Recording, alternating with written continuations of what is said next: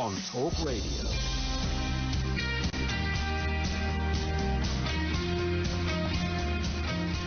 Good evening all, it's a Thursday evening, Christo late night here on Talk Radio. How are you? Christo calling with you till 1 o'clock and lots on the menu as always, where we put the world to rights Monday to Friday at 10 late night here on Talk Radio, whether you found us on YouTube. Hello to you all there, Nikki, Snips, McKenna, Richard. Do go to YouTube and you'll find our feed on Facebook, DAB Plus, of course. On Facebook, we've got Dean, we've got Karen, we've got so many of you, Paul, watching along there, or of course, DAB Plus. Now, normally I say hello a little longer, but we have got a switchboard going mad tonight. It seems like we've opened a Pandora's box this evening when I reveal to you, well, it's all around cycling once again. And as you know, I have some extremely strong views when it comes to the way in which I feel the roads of the United Kingdom are being pretty much ruined by badly thought out cycling infrastructure. And as you know, across the UK this is happening. Not only are we seeing our roads being deliberately narrowed and deliberately redesigned to create congestion, you'll also be aware, as I've mentioned it many times on this programme, of the big debate around low traffic neighbourhoods. And this is where we see side roads, more residential roads being closed to through traffic and pushing all of that traffic onto main roads. Now, when those main roads have also got fewer lanes for vehicles, because they're also putting cycling infrastructure on there, sometimes they're doing so when the pavements are 3 metres wide, where they could very easily fit a cycle lane there instead, or indeed train cyclists to be more competent. Obviously, we're seeing huge amounts of congestion. Now, why am I discussing this once again this evening? Well, the debate has got horribly, horribly toxic. And anyone who has attempted to have this conversation online, on Twitter, on Facebook, most of the time would find themselves being insulted, abused. There will be a pile-on that they'll get from militant cyclists, from the militant cycling lobby, who feel that they have the moral high ground. And some of the tactics that they employ are frankly abhorrent. I've been fat-shamed by the militant cycling lobby, which makes me laugh more than anything else, really. I've had members of the militant cycling lobby try to give hints to my address away online. And one particular person who works for the London Cycling Campaign. Now, the London Cycling Campaign is a charitable campaign, and they have the ear of many of the councillors in our major city. Transport for London encourage London Cycling Campaign's members to reply to consultations when it comes to new cycling infrastructure. Some of their members are some of the most militant. I'm sure they've got lovely members as well, but some of them are the most militant when it comes to being insulting and comes to trolling other members online. And of course, this has come to a head in the last 24 hours when one of their staff members, by the name of Simon Still, it's been revealed on Twitter, racist tweets that he has previously sent whilst representing London Cycling in his bio. Now, he didn't work for the London Cycling Campaign at the time, but of course, bearing in mind that there is a huge debate taking place at the moment regarding cycling infrastructure, low traffic neighbourhoods disproportionately affecting people from ethnic minority backgrounds, bearing in mind cycling is seen as overwhelmingly white and middle class, this is an attitude that is obviously extremely relevant. This man has a seat at the table, not just at the London cycling campaign, but there's video footage online of him discussing cycling infrastructure with local Lambeth councillors. He is the chair of the Lambeth Cycling Committee itself as well. So therefore this is a prominent campaigner when it comes to cycling here in London, and of course what happens in London has an effect across the United Kingdom. But let me just read you some of his tweets that have come to light. What is it with young black men in silver Mercs in London? Tuesday witnessed one pull a dick move shown. Yesterday I looked at one wrong as he used his horn and he got out and threatened to F me up. The actual word is written here. Today had someone deliberately drive at me as I crossed a side road. Not pleasant, but not great either. He then goes on to say, when referring to this black driver, black men in silver Mercedes, I'm guessing these are all gangsters. They're driving around during the day in £30,000 plus cars with obvious anger management issues. I don't think they're on the 9-to-5 work treadmill. He then goes on. These are the same guys driving at 60 miles an hour up my 20 mile per hour residential street. They're probably the same ones carrying knives and stabbing people. WTF, what the F? Don't the Met Police take their cars away? I'm guessing they'd all blood test positive for cannabis. He then goes on, bizarrely, to say this isn't a race thing. It's about young thugs driving aggressively and dangerously. Now, this is a person, and we gave him the opportunity to come onto this programme and defend his actions, but unfortunately, since we revealed at Talk Radio these horrifically racist tweets that he sent, the London Cycling Campaign have suspended him from his staff position. Quite rightly, they have dropped him like a stone. Lambeth Council initially denied having any dealings with him, before then categorically condemning the abhorrent racism that he displayed. And look, I don't want this to be about this one man, as vile as he is, but I want you to know what goes on when you are someone who is prepared to stand up and critique the militant cycling lobby, because this man himself tried to give away hints to my personal address online. He was wrong. And in actual fact, when I replied saying, you're a little bit silly, your address is very easy to find, he called me scum and played the victim. He runs at least 3 pro-cycling Twitter accounts. In fact, many of these cycling militant lobbyists all run multiple Twitter accounts, so that when they've been blocked, they can still troll people, and they all reply to their own accounts as well, which is actually hilarious when you know that they're all the same people. This person, Simon Still, has mentioned that he's walked past my house, apparently. He did the same to the comedian Jenny Eclair, who had the audacity to say and question that she got a fine going into a low-traffic neighbourhood. He's revealed the identity of others on Twitter who are anti-cycling measures. A doctor particularly, he did that too. And bearing in mind that this is a conversation about potential racism among the pro-cycling lobby, and bearing in mind that this is about what is being seen as ethnic cleansing when you consider the gentrification implications of this story, many people complaining that it is people from ethnic minorities who are taking the brunt of the traffic when it comes to these low-traffic neighbourhoods. Mr. Still also tried to get a long-term black-owned business in Brixton closed due to customers parking badly, parking illegally.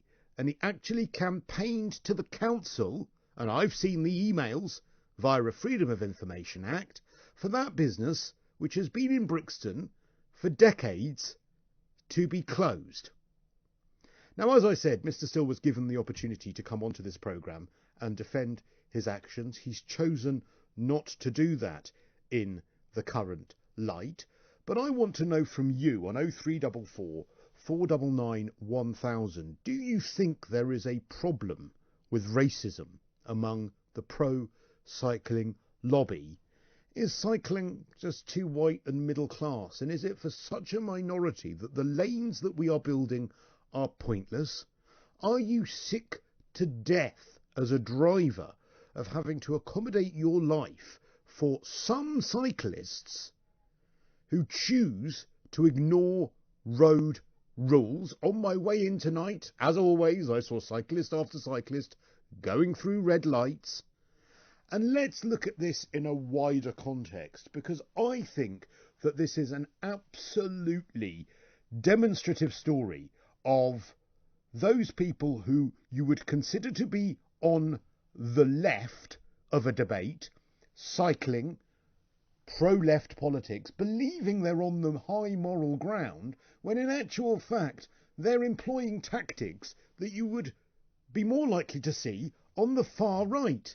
And just because they believe that they are right in a debate does not excuse racism, trolling, and trying to give away personal information from people online. And I know now I'm going to be in the firing line as a result of revealing this. However, it's time someone stood up to these militant people who just try and stifle debate with tactics that try and intimidate. Tell me whether you agree. Tell me whether I'm wrong. Tell me whether there's a side of this that I am not seeing. 0344 499 1000 is the number to call. It's about time someone called this out. How dare you try and take the moral high ground with us when it comes to cycling, when you're sending tweets like this, which are just outright racism. Jody in Islington. That's a name I recognise, Jody. Hello. Hello, Christoph. How are you? Fine, thank you. We've met before, haven't we? Yes, we have, sir. At Lambeth. At Lambeth. It was at a low traffic neighbourhood demonstration, right? Yes, correct. It was. It was one of the first ones that Lambeth held, and I went down to help support. And look where we are now. We're still talking about it, and we're still suffering from them. So clearly, you've seen some of the interest that's been spiked online as a result of these tweets. Do you think that there is an inherent problem here? Because I know that you're involved in the Islington campaign against low traffic neighbourhoods, but is there among some cyclists, not all, an issue when it comes to racism, do you think? I feel that the London cycling campaign, for a start, and I've been saying this from the very beginning, when you look at the board members, which any one of you people listening now, go online, look at the London Cycling Campaign's board members, you will find that 99.9% of them are white, middle-aged people. There's probably one Asian guy there. There is no one there disabled. These people that promote the cycling and tell us all to, how they're trying to dramatically change this wonderful city of ours into this bike utopia, they all hide behind false Twitter profiles, false Facebook accounts. They don't show their real faces. They do not show their real faces. And yet the people who do stand up, like myself, you, other people that we know from the other campaign groups that stand up, are doxxed, I've heard that people have been threatened to be thrown under a bus, people cycling past menacingly outside people's homes. That ain't on. That isn't on, because you know what it feels like? It feels like the Stasi, the East German secret police. They was always there watching, and then they come out and then they grab. Because they hunt in packs, these cyclists. You go on next door and you say something about LTNs. Woof, they're all on it from all over. They're jumping on you and hunting in packs. And you're right when you said, they end up liking their own tweets, or they get confused in who they are because they've got so many aliases. I feel that it is time for these people to be called out. It is time that how can a small, very, very small, non-representative section of London have such a massive sway? How? And it's not just, I don't think it's just a race issue. I think also it's an attack on class. Yeah. As well. I mean, many of them say, well, look, cycling is amazing and anyone can cycle if they want to. But at the end of the day, if you are doing low paid shift work where you get home in the middle of the night, if you're and there have been studies that have said this, women who are disproportionately affected by the issues of getting from A to B on the roads because they've got to pick the kids up from school. They're, in many cases, the ones trying to get all the shopping in from A to B because, unfortunately, we still live in that world where that happens. And that seems to be completely ignored. And it's this middle class attack on these people who are just trying to go about their day-to-day business. And if you dare question it, you are shouted down, screamed at, insulted, trolled, and everything. Because it's, everyone has their right of free speech, their right to say things. But when you have this small vocal minority that have managed through, I don't know how, because I've not been able to put my finger on it yet, I don't know how they've managed to bend the ear of TfL, all the local councils, and get a fully active part on these boards and in these councils that can dictate that people, must all ride bikes. Okay, all well and good. Have you gone into? Any of you go into all these new bike shops popping up? Look at the cheapest bike in there. You're looking at £600-700 for a bike. If you're wanting ones with the cargo bay, the cargo box where you put your two kids, the wooden box at the front, they're like £2,000. Yeah. And it's true. And what's frustrating is that if you say, well, actually, I'm sorry, it's more convenient to drive. How dare you? Why are you driving? You're killing the planet. It's this sort of hyperbole, when in actual fact, I've nothing against competent cyclists who obey laws. No. I've nothing against well thought out cycling infrastructure that doesn't deliberately try and create congestion. I've nothing against any of those things. But if you dare speak against it, you end up with the most horrific abuse, and someone has got to call it out. And if these people are going to decide to go through, Jodie, really good to talk to you, but if these people are going to decide to go through, as this person did, all of my social media to try and find out my address, well, when someone does that to you, it comes back to bite you on the bum, doesn't it? 0344 499 1000. Maybe you are a cyclist who is appalled by this. Maybe you're a cyclist who thinks, well, look, unfortunately, this is, not of course excusing racism, but these are the sorts of tactics that need to be employed. Strong tactics, again, not racist tactics, clearly, but strong tactics, because we need to move towards a more cycle-friendly society. I'm up for having a reasoned debate with you about that. I genuinely am. But it's about time we called out all of this. And someone who is extremely passionate about this, and by the way, we've spoken to Lambeth Council, we've spoken to TfL on this issue, and in a few moments we're going to speak to the mother of little Ella Kissy Deborah. This is the poor young girl who died as a result of air pollution, who is now held up as a poster girl for low traffic neighbourhoods, when none of these people who quote her as a way in which to implement these undemocratic low-traffic neighbourhoods, Sadiq Khan being one of them, Will Norman being others from TfL, none of them actually realise, or perhaps they do, that Ella's own mother is against these measures. Well, we're going to be speaking to Ella's mother, get her reaction to some of these tweets and some of the tactics from some of these militant cyclists. Also, we'll let you know what the London Cycling Campaign themselves have said and done about these tweets. And of course, the switchboard has lit up like a Christmas tree because so many of you want to discuss this, and you will get the opportunity to right here, late night on Talk Radio.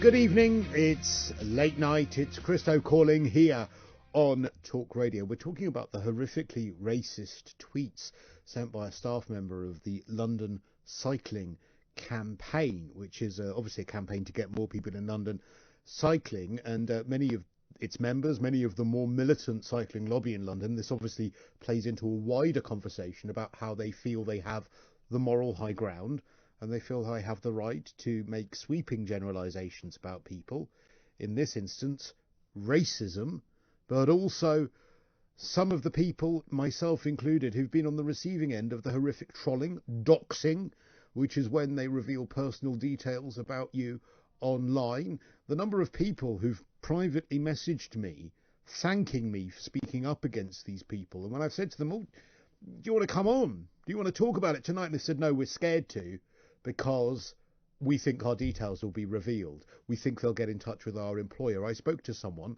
earlier tonight who actually said that some militant cyclists, one of whom has sent these horrifically racist tweets, actually did get in touch with their employer after they sent tweets saying that they were against low traffic neighbourhoods. This is where this debate has come. This is how toxic this debate is. And it's actually become a class war. It's a class war.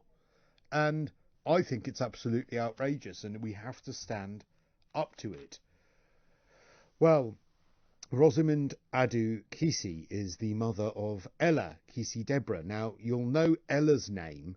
Ella was unfortunately the poor little girl who was found recently to have died at an inquest as a result of air pollution on the South Circular Road where Rosamund and Ella lived. Now, Ella's been held up as a poster girl by Sadiq Khan and some of the other pro-cycling advocates as one of the reasons why we need to close roads. We need to have these cycle lanes. Well, Rosamund joins me now, Ella's mother. Good evening to you, Rosamund. Good evening, Christo. Thanks for taking the time to talk to us tonight here on Talk Radio. Now, of course, as I just said, many occasions Ella is held up as the poster girl for why we need these low traffic neighbourhoods, why we need this infrastructure, but what you very rarely hear from Sadiq Khan or those other militant cyclists and the cycle lobby is that you are actually against these low traffic neighbourhoods, aren't you? And I'm going to explain why. I think this is a thing that has been going on for a long time, and it has come under different guises, which I hadn't been aware about. So I joined very, very late on. And the reason why it came to my attention was there was gridlock surrounding both sides of my road. And the reason why I feel passionately about it, I'm not going to name them, but everybody knows I've got other children, and they became affected, deeply affected, I think after 12 weeks of it. Ella can't be the poster girl for this initiative because it creates gridlock on the South Circular, which killed her. So it doesn't actually make sense. I am dreading, I think there are 18 days to the end of lockdown, or schools might go back. And already I've started to count the days because I am incredibly worried about the impact on my children. For me, it's about an injustice. If I thought this scheme was working, I would 1,000% back it. Unfortunately, in principle, it sounds great, but in reality, where I live, Hither Green, it's turned into a nightmare to the point that I fear, and I know my children are very upset about this, so they're asleep, so they won't hear it. We may eventually, whenever that is, whenever we can afford to, we might have to move. It is that serious. It is, to me, it is a matter of life and death now. And for those abusing, I have got abuse over this and I got terribly upset, but I'm going to rise above it. I'm not against anything, but anything that can land my children in hospital, I'm going to fight fiercely against. And everyone can understand why. How do you feel then? I mean, I've tweeted Sadiq Khan about this, and I've said to him, you are absolutely shameless. The brass neck that you have, knowing your stance. I don't know you personally. We've never met or spoken before, but I've seen your tweets on this matter, and I've said to him, the brass neck that you have to use Ella's name as a means to try and implement these low traffic neighbourhoods. It angers me. Now, how do you feel being a grieving mother of this little girl, seeing the Mayor of London using her to push through his agenda? The only thing I can say on that is I spoke to Sadiq on the radio this morning, and I spoke to him about the wider issue of the ultra-low emission zone. And again, the reason why I spoke to him about it is I know it was introduced in Zone 1, and the air obviously got better. Yeah. So my reason for that is to ask for it to be across all of London so we can all benefit, not some sections and not. Regarding the low traffic neighbourhoods, I think I'm going to speak to him in private about that, and you can see why. I'm not going to join the whole. Yeah, I feel very strongly about it, but on this particular matter, I'm going to speak to him in person about it. I He think has asked. that is a far more dignified response than many of the pro-cycling lobby, some of whom are lovely, by the way, but some of whom have been absolutely awful and who are so happy to drop your late daughter's name into conversations about this. You are giving a far more dignified response, I think, than many have paid you that courtesy. Do you feel? I mean, Go on. can I just say on that note, they really shouldn't bother. Seriously, she would be terribly upset if she was here now. And I am giving respect to the Mayor of London, and it's incredibly difficult because he supported us through my daughter's inquest. He wrote to the Attorney General on my family's behalf. So I don't believe, thinking about it, looking at the bigger picture, it will not serve in my interest to come on the radio or on Twitter to start hurling abuse or getting an argument. My aim is to get clean air for all, and he can help me achieve this.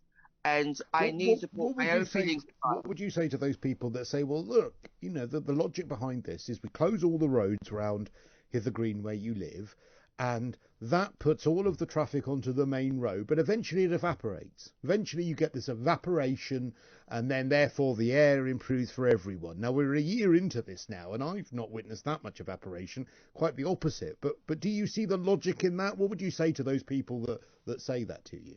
Unfortunately for them, what they don't know also is before Ella died, I used to teach statistics, and I have looked at the research that is meant to back this theory up.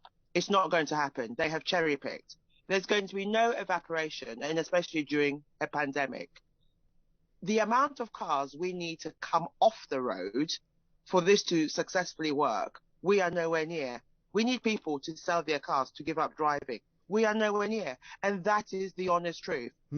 Well, I'm in favour of them incentivising them. I mean, this is this is always the way these debates go, that it's about penalising people and creating congestion in order to make their lives difficult. Why not incentivise them? Why not give over and above market price for the most polluting cars to get them off the road? Why not cancel VAT on the cleanest vehicles so that people could buy those instead? Why not be given some sort of incentive payment to give up your vehicle altogether for X number of years? There are so many ways in which you could achieve this that don't involve creating congestion and your remaining children's lungs being affected. Let me be honest and tell everyone this. Tomorrow evening, have a look on your television. There are adverts on there selling cars. Every day there are magazines. If you watch football, there are adverts selling cars. And as long as it's cheaper to drive a car than take public transport, even before COVID, people are always going to go to their cars. The government are trying to pay it both ways. They're putting the cost up of public transport. That's going up this year. Exactly. So why would someone leave the coziness of their car in a pandemic? Seriously, just sit. Those people just need to sit there and think. People are terrified right now due to COVID. So they aren't going to go on public transport. I checked car sales in September. They went up, not down. So closing roads, there's just going to be gridlock. And unfortunately, it's on main roads. And people like myself and many other families, thousands, are being affected. And all that's going to happen, Christo, is asthma rates are going to go up and more children are going to be hospitalized. And sadly to say, I worry more children will end up dying. Sadly. I say that with a very heavy heart. Is this gentrification? Is this racism or classism by a different name, all of this, do you think? No, I understand that someone has explained to me what is behind it. Because apparently, when cyclists were cycling on main roads, they were still breathing in dreadful fumes. So the idea behind it is to have LTNs all over so they can cycle in their nice little islands. It's a utopian dream because the likes of us, we are already suffering.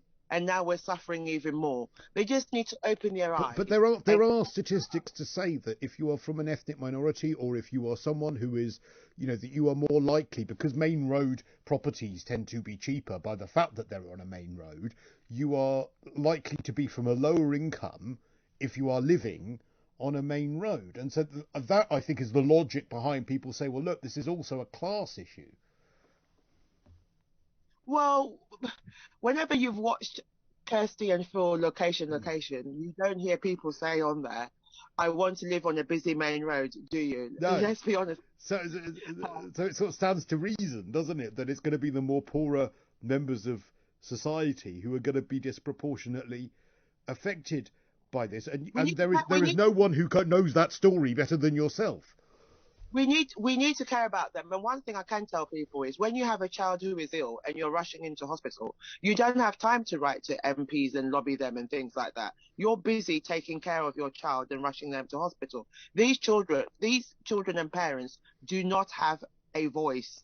They haven't got time to sit there and lobby counsellors and things like that. They are busy getting on with life. A lot of them may have low-paid jobs. They're just trying to survive. So that's what I am seeing. If you can shout loudest, you get these low traffic neighborhoods. And is it about COVID and air pollution? It's got nothing to do with air pollution at all. It's not clean air for all. It's clean air for some. Well, it was brought in under COVID, and the High Court agreed that it had nothing to do with COVID. Rosamond, your bravery in discussing this so frankly, bearing in mind that the grief you've gone through is utterly inspiring, and I'm blown away by how dignified that you are, because I'm not sure if I got the chance to come on the radio and talk about those people in authority, I would share the dignity that you have, and for that I thank you, and we send you our condolences, and we thank you for the time that you've taken to talk to us tonight here on Talk Radio. Thank you very much, and please be kind to me on Twitter. No doubt I'm going to get horrendous abuse. I'll fight your corner, my love, and so will many of the people who agree with us. I'm telling you right now. That's Rosamond Adukisi, mother of Ella, who died due to asthma and air pollution, who is against these low traffic neighbourhoods, who has herself been trolled by people on Twitter. Now, as you know, this conversation has come by us discovering some of the racist tweets sent by a staff member of the London Cycling Campaign, a staff member who has the ear of councillors in southwest London who are implementing these low traffic neighbourhoods, a staff member who has himself tried to give clues to my home address, wrong home address actually, incidentally, he didn't get it right where I lived, online, has sent tweets to me telling me that he's gone past my house, that I'm not invisible in Lambeth when I've tried to tell him that he's got the wrong address.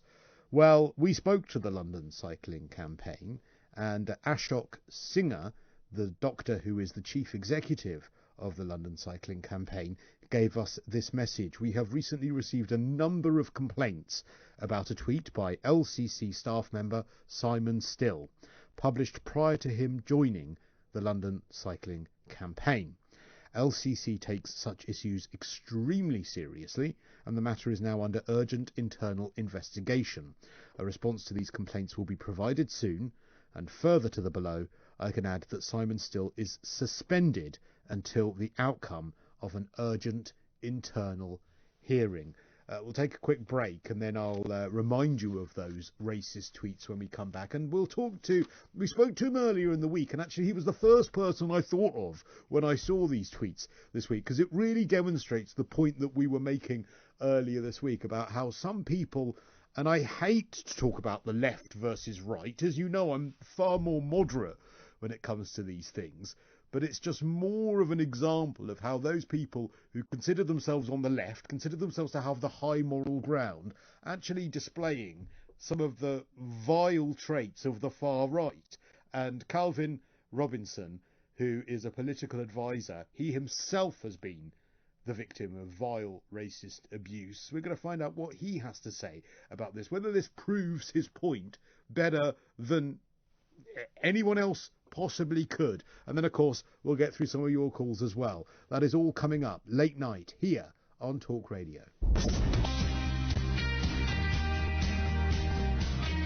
Good evening. We're talking about the vile racist tweets sent by a representative of the London cycling campaign. Now, they say, of course, he wasn't working for them at the time. But, of course, what they don't know that we know is, of course, that Simon Still, who sent these vile racist tweets, was actually the chair of the Lambeth branch of the cycling campaign from way back in 2018, when these tweets were sent, 1 year before these tweets were sent, where he said that some of these black men in silver Mercs were probably all gangsters driving around in the day in £30,000 plus cars with obvious anger management issues. The same guys who are probably going to blood test positive for cannabis. They're the same ones carrying knives and stabbing people. And this is someone who wants to make cycling inclusive. Don't you tell me that these people have the moral high ground. And when you've got the London cycling campaign, I mean, I don't blame them for wanting to wash their hands of this person and claiming that he had nothing to do with anything to do with the cycling campaign when these tweets were sent. But of course, we know better. Well, let's now get some reaction to this. I know we spoke to him earlier in the week, but I just thought that this was the first person that I wanted to speak to. In fact, Calvin Robinson, political commentator, I actually messaged you privately when I saw these tweets and immediately said, what do you make of these? Because, of course, they reflect some of the abuse that you've got over the last week or two, don't they? So much of it is true, isn't it? In that the left are being overtly racist now. You know, I laughed when people said cycling is racist. I thought, how can cycling be racist? You just jump on a bike and go somewhere. But they're proving that right now, that everything is actually racist because it's full, everywhere is full of left-wing indoctrinators that are kind of not even apologetic in the words they use. So I looked through some of these tweets that you sent me, and I'm outraged and quite shocked that what is it with these young black men in silver Mercs?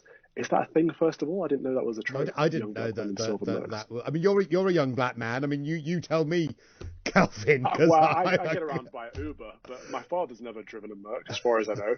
And then he goes on to say they're all gangsters. And then he goes on to say they're all thugs, at the same time as saying this isn't a race thing. I mean, either he's being disingenuous or he genuinely doesn't realize that he's being racist. And that's the further problem, isn't it? Because they're so self-righteous, these extreme lefties, that either they think it's fair game to comment racist abuse towards people, or they just see nothing wrong with what they're doing. And that's even worse. I don't know how we open people's eyes to this. I looked at his bio. It says, Simon Still, bikes make Simon happy. Well, it seems black people make Simon unhappy. It's my opinion that Simon is a bit of a racist. Shake my head.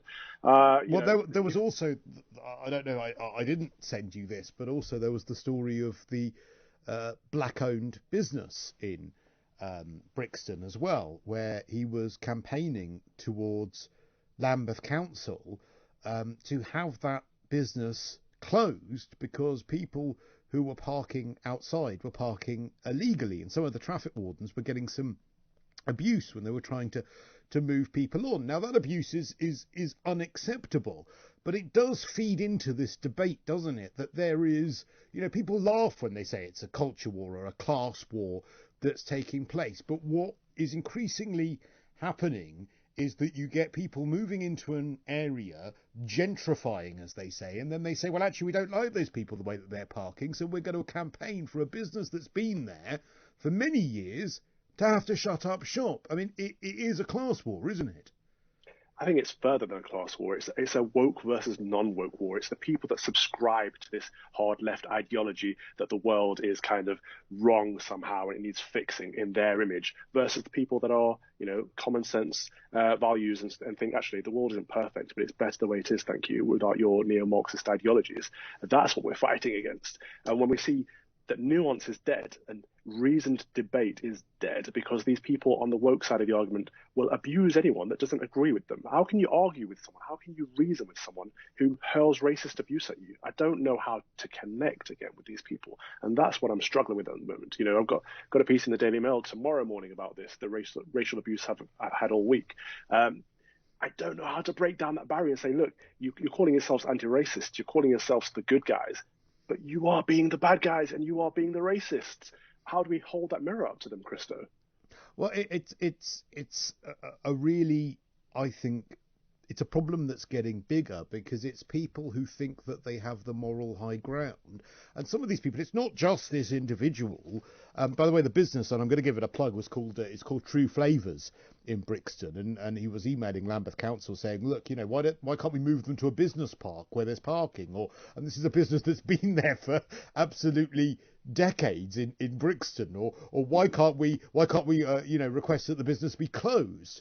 And it's just the brass neck, and it's happening a lot in, especially Brixton where I live. I know you live quite near there. That people are coming in saying, well, actually, we don't like the way the roads are. We've only lived here a year or two, but we don't like the way the roads are. We don't like the fact that that there are all these cars. So we're going to try and change it for the people who've lived here for decades. And you know what? We're the good guys. And if you object to that, you are the ones that are wrong. And you're the ones that are going to get trolled. And you're the ones who we're going to go and tell your employer. And you're the ones that we're going to try and give clues to your address and dox you, as it's called, online. Because we have the moral high ground. It's the brass neck, isn't it?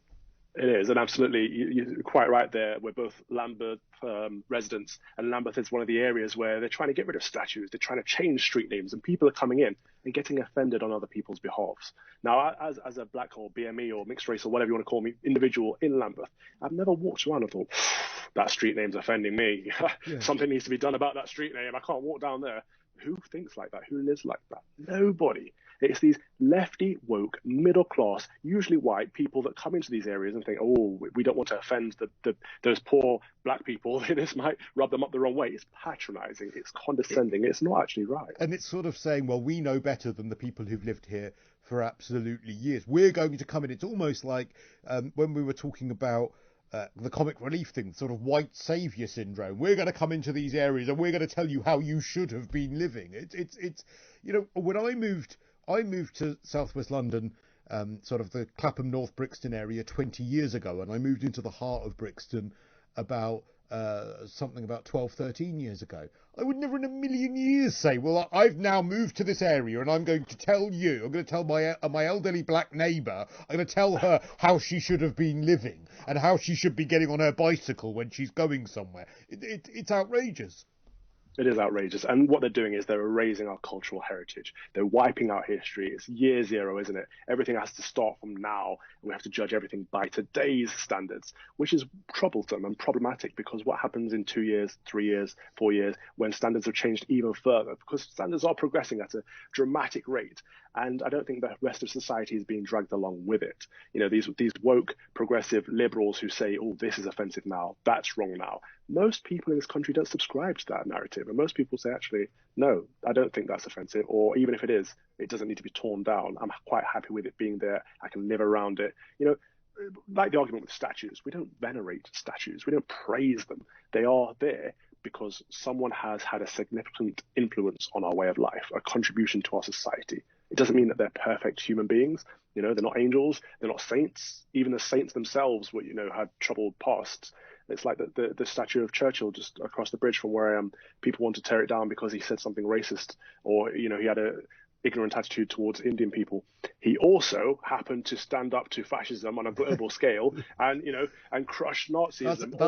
That's the one I can't get my head around, because what I want to go up and shake these people and say, do you know that you've got this ability to have this opinion because of this man whose statue you want to bring down? Now, I'm all for contextualizing statues. For me, I would like to see some of them stay, but a plaque next to them saying, look, we once celebrated this person, not necessarily Churchill, but perhaps some of the people who've got some dubious pasts when it comes to the way in which they made their money, maybe with the slave trade. I'm all up for a plaque next to them saying, look, we once celebrated this person. Since then, their legacy has become more controversial, and these are the reasons why. Make up your own mind. Then you actually start a conversation, and then you're informing people. I'm all up for that. I don't know how you feel about that one, but it's the idea of sort of getting rid of it, removing it all. That's that. Yeah. Well, that's one solution, Christo. I would say let's just add more statues. People are saying, I agree with that too. Too many dead white men. Then let's add some black people. Let's add some Asian people. Let's give Sadiq Khan a statue if he wants one. I'm sure he'd be very happy with that. Maybe a gay late night radio presenter. I mean, I think a statue. I mean, you need a lot of tin, but still. You don't tick enough boxes. Oh, damn, Calvin. Yeah, especially not. Not for this diversity commission, anyway. That's enough from you, then. I mean, if you're going to veto my statue, listen, Calvin, always good to talk to you. Some common sense there. Calvin Robinson, political advisor and commentator. Let's hear from you as well, though, if you think that we're completely wrong on this debate. If you're someone that thinks that this idea of it being a class divide or perhaps some covert racism, I'm really, really interested to hear from you as well. 0344 499 1000 is the number to call, and you can have your say on air. And really, really good. Got so many texts and tweets on this. We'll try and get through some of those in the next hour. And coming up straight after 11 o'clock as well, we're going to talk to the founder of Little Ninja UK, a campaign to reduce air pollution, who's also found themselves on the receiving end of horrific abuse. Next. Evening to you. It's Christo, late night here on Talk Radio. I can't believe the response on the phone lines tonight. We're going to start getting through some of these calls. We've been, it's really struck a chord with you about how increasingly the debate about cycling is, well, essentially becoming a class war. And also some of the accusations that some of the pro-cycling lobby are actually displaying signs of racism, they're actually justified, especially when you've got someone who worked for the Lambeth cycling campaign and went on to be part of the London cycling campaign, sending horrifically racist tweets about black men in silver Mercedes, testing positive for cannabis and stabbing people, and that they must be gangsters and all this sort of stuff. And bearing in mind the wider debate on this, it's pretty shameful stuff. So we've been talking about whether there is an element of cycling racism in the cycling lobby. We've been talking about whether low traffic neighbourhoods is just gentrification by another name, whether this is a class divide that is being displayed here by expecting people to just have to become these cyclists that want to ride their bikes everywhere. And of course it does also feed into the debate about cycle lanes and the number of our roads that are essentially being ruined by them, and they are being deliberately designed in order to create congestion. Why? Because cyclists are being used in order to facilitate road charging, which of course many of them want. Many of them from the militant cycling lobby, and you can read their tweets, well, from the multiple accounts many of them have, they want private car ownership abolished. You have to understand this, that this is the thin end of the wedge. They want your right to own a car to be taken from you. And I think that there is therefore a wider issue about your liberty here, your freedom. And no one's stopping you riding a bike. You want to ride a bike, go and ride a bike. I'm quite happy for you to ride a bike. As long as you obey road laws and you don't go through red lights constantly, which of course many do, as long as you put lights on your bike. Then of course if you suggest that to any of them on Twitter, and again there are many decent cyclists, and I really, really welcome you ringing up and representing them, or telling us why you think that we're wrong on this programme tonight. 0344 499 1000. If you want to defend some of what you've been hearing as an attack tonight, I'm more than happy to put you on air. You're more than welcome. You'll go to the top of the queue, in fact, if you wish to. But of course, if you do point this out, that cyclists don't obey rules, you just get a sea of whataboutery. What about cars? What about them over there? What about that over there? Cyclists, it doesn't do any harm if they go through red lights. Not realising the moronic argument that essentially means that you're undermining. If you're expecting drivers to take cycle safety more easily, well, if that driver is seeing 15 cyclists going through red light, you're undermining that they need to take cycle safety more seriously, because cyclists themselves aren't taking their safety more seriously. But try and say that to a cyclist on Twitter and you will get a pile-on, and you will find yourself the subject of the most horrific trolling. Laura is in Ealing and wants to talk about that. Evening to you, Laura. Hi, thank you so much for having me on. That's all right. What did you want to say about this? What prompted you to pick up the phone? Well, I mean, I speak out on Twitter quite a lot against LTNs in Ealing, and from low traffic neighbourhoods these are, aren't they? Yeah, low traffic neighbourhoods. We don't actually have sort of official cycle lanes, like other areas in Ealing. They've just put the planters with the bollards and now cameras in the middle of the road. So, you know, in my mind, I didn't ever think it was really. I had nothing ever against cycling. I cycle myself. My kids cycle. We use it. We do it regularly. So it was just quite bizarre when the whole debate kicked off, that as soon as it kicked off, these cycle campaigners just all sort of come on top of you on Twitter. And some in particular in our area they were just getting out of they started to get even more out of control, I think, recently. But even in the beginning, I mean, they're accusing me of things, you know, illegal acts, you know, sort of tagging me into posts that I wasn't even a part of and tagging in the police. And it became really stressful. So I reported them to the police myself, this one individual who's a member of our local cycling campaign. And funnily enough, it all stopped. Yeah. But of course, they just turned their attention to somebody else.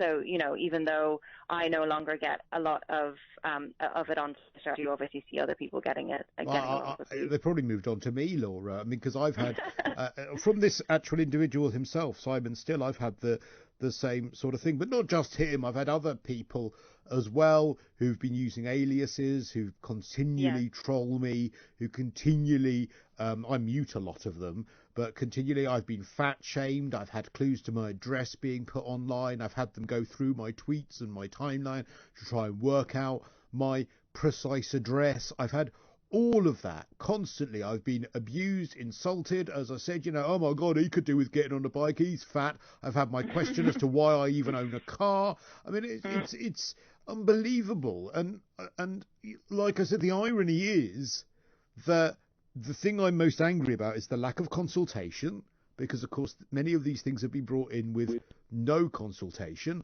and of course the fact that as I said, you try and have a reasoned debate and you end up being trolled. Laura, I'm really sorry for what's happened to you, but I thank you for your call. 0344 499 1000 if you wish to join the conversation. Let's do a couple of the tweets that are coming in tonight here on Talk Radio. And in fact, actually, before we do those, let's remind ourselves, actually, because I've not done these yet, because we contacted Lambeth Council, because the individual that sent these horrifically vile, racist tweets, he does have contact with some Lambeth councillors advising on these low traffic neighbourhoods. Now, initially, Lambeth Council said that they had absolutely no contact with this person from the London cycling campaign, but bearing in mind that he's the chair of Lambeth Cyclists, we found that quite difficult to believe. So we went back to them and we said, yeah, are you sure on that? And a Lambeth Council spokesperson eventually came back to us to tell us that the comments made by this individual on Twitter are totally unacceptable. We reject all forms of discrimination, actively promoting equality in our diverse borough. The individual concerned has never worked for the council. Very careful choice of words there. Have you noticed? Never worked for the council. But of course, we have video footage of this individual advising council members. Meanwhile, we also went to Transport for London. Now, you'll be aware that Transport for London are pushing this pro-cycling agenda. Well, they say it's a pro-cycling agenda. I call it an anti-car agenda, and an agenda to create as much congestion and pollution as possible, which is, of course, the objective for all of this. The High Court agreed on that because they're using COVID as a literal smoke screen, the smoke, of course, being the exhaust fumes. And TfL, of course, London Cyclists has the ear of TfL. TfL and Will Norman, the cycling czar for TfL, quite often encourages members of the London cycling campaign to respond to many of the consultations on things when they're thinking of bringing in some of these undemocratic cycle lanes. And TfL said this man has never been employed directly by TfL. We're investigating whether he has ever worked for TfL in another capacity. We will let you know when we have further details. Well, David Smith is the founder of Little Ninja UK. This is a campaign to reduce air pollution exposure for children most at risk of stunted lung growth as they live, walk, learn and play near polluted main roads. And well, we've made the decision to do an audio call with David, and he joins me live on the line. Evening to you, David. Good evening, Christo. Now, firstly, Little Ninja UK. I mean, what is all of that about? Why did you yourself decide that you wanted to get involved in this sort of campaign? 4 years ago, I kind of discovered by standing on a very busy road, the South Circular Road, in Wandsworth with my son, and I noticed this the exhaust pipe of an articulated lorry which was idling right next to him as we were waiting for the bus. And I kind of realised, hang on, that's level with his face. You know, he's 2.5 years old, and he's curious about this massive thing, and he looked at it, and so then I realised he's breathing that exhaust fumes. And so I kind of went home, checked it out. Diesel exhaust is carcinogenic, group 1, like tobacco smoke. It stunts children's lungs. It increases your risk of cancer. And the more I started looking into it, the more frightening it became. And so I kind of realised something needs to be done. I looked to see what was being done and saw this massive gap where actually the people most at risk are children, because they are close to the vehicle exhaust pipe. Babies in buggies, you know, again, breathing 6% more than adults. And, you know, if you live on a main road, you go to school on a main road, your chances are your journey is along a main road. And this impact is up to about 14-15% reduced lung capacity by the time you're in your early teenagers' years. And this can last for the rest of your life and have massive implications. If you're an adult on these main roads, you've got a 10% higher risk of cancer, more likely for stroke, heart attack, links with diabetes, Alzheimer's, you know, psychotic episodes, and the list goes on. So why on earth are they pushing more traffic onto these roads then? I mean, I just don't understand it. They're basically saying, right, well, you've got your lovely little enclaves on. Well, I know exactly why they're doing it. They're doing it because they want to bring in road pricing. And if they've closed all the side roads, then basically everyone's pushed onto the main road and they make more money from it. And woe betide anyone who's got to breathe in those fumes. But what I don't understand is if you want to start reducing the amount of vehicles on main roads or the amount of vehicles on roads full stop, you have to start from a place where you've tried to make it as easy as possible for that traffic to be able to flow. Then you're starting from a place where it is actually representative of that traffic. What's happening at the moment is that I cannot think of a junction redesign, of roadworks, of anything at all that has been done on our roads in the last 20 years, which hasn't resulted in a reduced number of space for motor vehicles. Can you? It's a really good point you've raised. You know, the reason I got involved in terms of LTN was just over a year ago, there was a group of mums being bullied online by members, again, funnily enough, Simon, a couple of different Simons from LCC, about the fact that they were against a low-traffic neighbourhood in Stoke Newington. Basically, they'd worked through, and the council agreed that 3,500 kids were going to be near the main road that the traffic was being pushed onto. And so, from my perspective, from Little Ninja UK, when looking after children, I kind of went down, had a look, and it was absolutely right. And the question they were saying was, why won't you do something on the main roads rather than doing something on these side roads? And it was simply because we want to make things nicer for this small group of cyclists.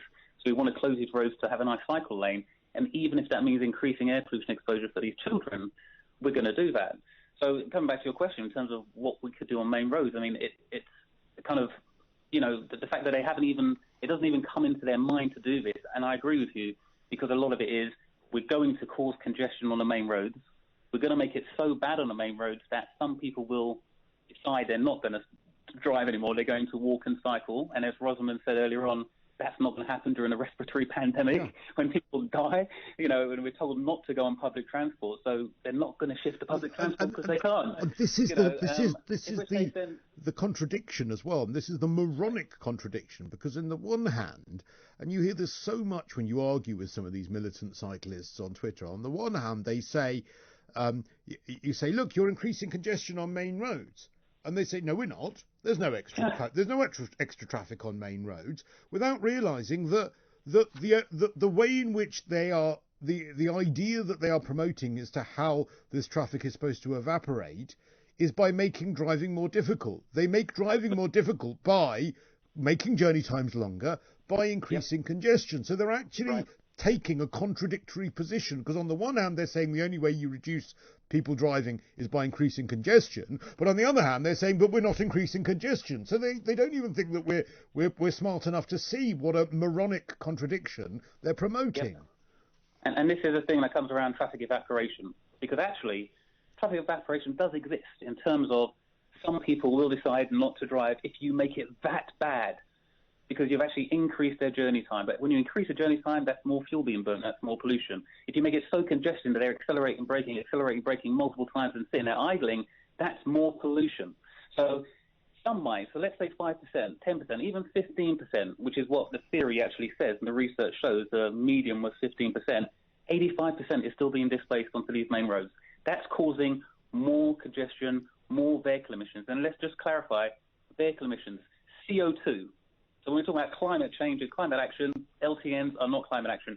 NO2, this is the stuff that stunts children's lungs. So it's not helping with our air pollution problem. And also, if you've got 85% of traffic still going onto these main roads, yet you've reduced the number of lanes on those main roads, sometimes from 3 lanes down to 1 lane for motor vehicles, again, that's not going to actually give you any positive effect of this evaporation. So that's why it's absolute lunacy. It's a war on private car ownership, and it's a promotion of an ideology that is to bring in road charging, and that is what this is all about, and that's what actually the pro-cycling lobby want. There are so many other solutions to this that could have been explored before we got to these random and undemocratic road closures. They could have brought in smart cycle lanes where actually they've got the money to do this, they've got the technology to bring up segregated pillars from the side of the road. Some of these places where they've put cycle lanes in, the pavements are 3-4 meters wide. They could take a little bit of the pavement in order to do that, which would not infringe on the rights of pedestrians. They could incentivize, as I was saying to Rosamond earlier, give people an incentive to get out of their cars by buying their cars from them, by making public transport cheaper. They could have started with all of that, and then if all of that had failed, then perhaps some of us would have said, right, okay, well, this is the direction we need to go in. But of course they didn't do that. Now, Christo, again, you're talking complete sense there, and it is a real shame because, like yourself, I'm in agreement. If you have the right kind of infrastructure for cycle lanes on residential main roads where you can see it's going to make a difference, where you can actually take away a little bit of space from the cars, give a little bit of space for cycling, you've got room there for people walking, and it actually increases the space between pedestrians and the vehicle exhaust pipes, and that reduces air pollution exposure. That's great. If you do that at the same time of doing LTNs, it's not going to work. And it's almost like there was this fear factor from the people on side roads saying, well, if you put cycle lanes in, people are going to come and drive down my side road, and we can't have that. And it's like, well, hold on a second. The highest levels of air pollution, this is what scientists are telling us, almost twice as high, is on the main roads. That's where people are having their lungs stunted, where people are dying. On the side roads, if you're in your house, your air pollution exposure is tiny compared to if you're walking along the main road. So the idea of actually doing something on the side roads, and you talked about this thing around gentrification earlier, and, there is this position which is linked into COVID-19. And just bear with me just for a minute here, because we need to just take a look at this, because this was brought in as a COVID-19 emergency response. Sorry, excuse my cynicism. So we get into this place where it's saying, well, who's most effective? And the scientists have said to us, it's the poor, it's the black, Asian, minority ethnic groups, it's the people who live on the main roads, because that's where air pollution is the highest. That's the people who've already got these lungs which have already been impacted by this air pollution. So these are the people most at risk. So now you look at what's the COVID-19 emergency response being put forward by the government, our mayor, our councils. It's to close side roads and push more traffic and air pollution onto the main roads where people are already most at risk. Now, when we talk about who's living the most on the main roads, disproportionately, it's the black, Asian, minority ethnic, it's the poor. So I raised this, and this is the one that comes back down to London, LCC, London Cycling Campaign, because I wrote I did a poll, and I just want to get the correct wording up because it's important. And the word I chose was, the poorest, the most deprived in our society, who are disproportionately black and ethnic minority, are more likely to live in heavily congested areas where air pollution is high. And the vast majority of people said, I agree with this. Yeah? LCC, Simon Still, kind of then made a big deal about it, saying, he's a useful idiot for the road lobby, he's a shameless charlatan, he's got no evidence to back any of his claims up, onwards and onwards. Got a pile on from all his mates, like hundreds of different likes. I've been there. I've been there. All of this. You know what? Guess where that quote came from? Where? I'm going to say the quote again. The poorest and most deprived in our society, who are disproportionately black and ethnic minority, are more likely to live in heavily congested areas where air pollution is high. That quote came on the Black Lives Matter page of London Cycling Campaign website. They don't even know their own propaganda they are putting out. What's your reaction to then these tweets that have emerged from 2019 from this person who has attempted to give clues to my home address online? He got it wrong, thankfully. To this person who's tried to have the True Flavours restaurant in Brixton closed, a black-owned business for years, and these tweets are talking about young black men in silver Mercs that are gangsters, that are probably knife crime, carrying knives, stabbing people. They've probably tested positive for cannabis. What's your opinion on, frankly, the racism that has come from this person who is a staff member of the London Cycling Campaign? Well, London Cycling Campaign have got a huge amount of influence with our government, a huge amount of influence with the Mayor of London, TSL. He's got Will Norman retweeting from things from them and supporting it. They're sitting down with our councillors and making decisions in meetings that affect all of us. They do not reflect London. They don't reflect the London cyclists. Not only the cyclists I know. I'm a cyclist. I cycle all the time. My whole family cycles. We have a cargo bike. We cycle. We want cycle lanes. We want to breathe better. I mean, we want all these things. It doesn't represent me. I actually, you'll like this one. I actually wrote a tweet actually saying protected cycle lanes on main roads are, we want that, but we also need to take into account how we ensure BME businesses survive the transition, because in Tooting, it's having a massive impact on BME businesses. And he wrote back saying, calling me a charlatan and all the rest of bits and pieces. So when you're talking around what's happened around this shop in Brixton, and I'm looking now and saying, well, this was the reaction from him and London Cycling Campaign, because obviously it represents them in terms of me actually trying to say, how do we ensure BME businesses survive the transition? It's almost like we don't care.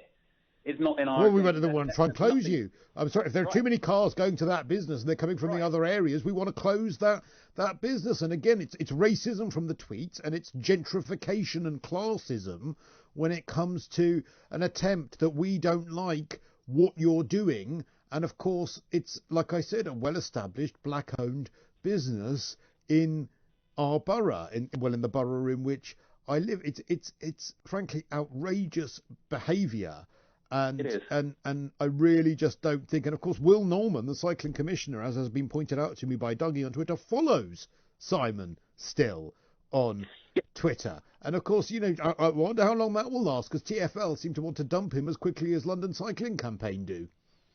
Well, it's really interesting because, this is more than just Simon. Because, Simon is the speaker for LCC. But is there anything to say that he doesn't represent their views? Now, it could be saying that they're saying that he doesn't, which is great, but then... And they have pointed out that they have suspended him. They've taken the correct action, and well done to them for doing that. And again, and you're quite right to point out that this is not representative of all cyclists, and it's not representative of all the members of the London Cyclist Campaign, or of course the Lambeth Cycling Campaign, of which Simon Still has been chair since 2018. But of course, unfortunately, you sort of live by the sword, you die by the sword, and this man has instigated pylon after pylon from his multiple accounts on all sorts of people, and I'm afraid you need to be called out on this sort of behaviour. You do, and I think the next step is to say, okay, well, look, we're in this position where he represents London Cycling Campaign. So right now, people are going to take a good look and say, okay, well, we've got this scheme. Does it disproportionately impact on, black people, disabled people, Asian minority, ethnic? So the answer is, well, yes, because if you're moving traffic from quieter side roads with low pollution onto main roads and disproportionately, black people living there, then there is an issue here. Then you've got to say to yourself, well, how did it get to this position where this wasn't flagged up? Didn't Rosamond flag this up when you were having meetings? Oh, she wasn't in the meetings. Did anybody flag this up in their meetings? Well, actually, the meetings didn't reflect diversity of London. In fairness, there was no David, one though, in the meetings to flag it up. you did, and you were called a useful idiot, and it's about time. Correct. If anything could happen from this, and I'm all for sort of hopefully looking forward and some positive action, maybe they can learn from this, and rather than calling the people who are trying to legitimately object to this stuff useful idiots, how about listening to them, engaging with them, and trying to learn from them, so that therefore actually the London Cycling Campaign, rather than being accused of being horrifically white and middle class, could actually be and promote the kind of diversity that they claim that they want to. Listen, David, really good to talk to you, founder of Little Ninja UK. And again, just to stress, we did give Simon the chance to come on and defend his position, that he said that he wouldn't at the moment while he was under suspension. That remains an open invitation for him to come on if he wishes to argue his position. Also, the London Cycling Campaign, Lambeth Cyclists, it is an open invitation if you wish to come on and discuss this side of things. More than welcome to have you on. I am more than welcome to hear from you if you're a cyclist and you're ashamed of what you're hearing, or indeed you want to argue with what you're hearing with me. Maybe there is a logic to these issues. Maybe there is a logic to... I don't think that you'd probably be able to come on and defend racism, but I think you'd be able to perhaps come on and perhaps defend the logic of Simon's position, or of course the position of some of the others from London Cycling Campaign. You know, I want to be fair. I want to give people a fair hearing, and of course you are welcome to do that. In fact, if you're going to do that, you're more than welcome. We'll put you to the top of the list. 0344 499 1000. We're really late for the break. We'll take a quick break and we'll get some more of your calls coming up here on Talk Radio. Evening all, you're calling in your droves. I don't know if we're going to have time to talk about anything else tonight, because I want to get through all of these calls about whether the cycle lobby is just going crazy when it comes to some of their abuse of the people who disagree with them, with some of the covert and overt racism of some of their schemes, of whether some of these low traffic neighbourhoods are gentrification by another word. Eddies is in Palmer's Green. Hi, Eddies. Hello, Christo. Thank you for taking my call. That's all right. What prompted you to want to talk about this? Hi. Yeah, basically, I've been protesting about low traffic neighbourhoods around us, which has pushed traffic and pollution into my roads to the point where my children are coughing. And I've spoken up about this on Twitter, and I have been trolled. I have been followed. I found a cyclist outside my house. You're kidding. Sworn at. It's completely gone mad. I've had people from Edinburgh, Dublin, all over the place. Literally, I was in the newspaper a few weeks ago regarding Enfield Council idling. I think I've seen some of your videos on Twitter. Were you you're the guy that, yes. that has there's an Enfield Council camera van that takes a picture of people that they're trying to get drivers that are breaking the law, but in order to get the camera working, they've got to sit there with their engine that wouldn't even, it's subject to the ULEZ charge. Yep, because it's so polluting, and they leave it running all day for 8 hours, trying to get oh my god, it's so hypocritical. Outside the nursery, and it was still there yesterday. Unbelievable. And, our deputy leader of the council, who has stated we're in a climate emergency, and the vehicles are doing 38% of the pollution in our borough, believes it's okay for council cars to idle for 8 hours outside an open nursery, which is disgusting. But once I did come out with that, and my petition regarding low traffic neighbourhoods, my road is literally having cars filtered into now. Our main road is not moving, and I have literally been taken to the cleaners for standing up. I refuse to sacrifice my children, literally. And so do you find yourself getting trolled whenever you're going online? And oh God, yes. all the time. I was in the Times on the weekends, and as soon as that was published, I had hundreds of trolls literally following me and willing to sacrifice my children, stating if it's going to help the children within the LTN, they are willing to sacrifice my children. And it's sick. It's sick, literally sick, to the point even where council members who are influenced by the LCC are passing on information regarding myself. And it has to stop. It has to stop. We all deserve the right to clean air.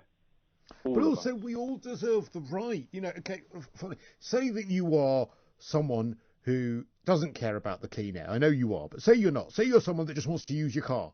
You just want to be able to use your car morning, noon and night, and you want the right to do that. Fine. We might not agree with that.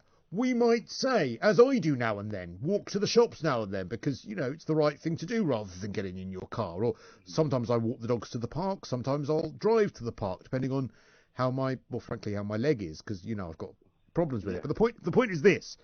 If you were to ring me now and say, I want to drive my car absolutely everywhere, anywhere, every single day, you have the right to have that opinion without being trolled, without having your address revealed online, without being told that you are killing people on a daily basis. You have absolutely every right to have that opinion. Now, we might not agree with you, might say that you're a bit moronic, might say that it's selfish, might say that it's a bit silly, might say that you're shooting yourself in the foot, but you have every right to not be abused, trolled, to feel threatened, or to have people waiting outside your house as a result of having that opinion. Why has this debate got so toxic, do you think it is?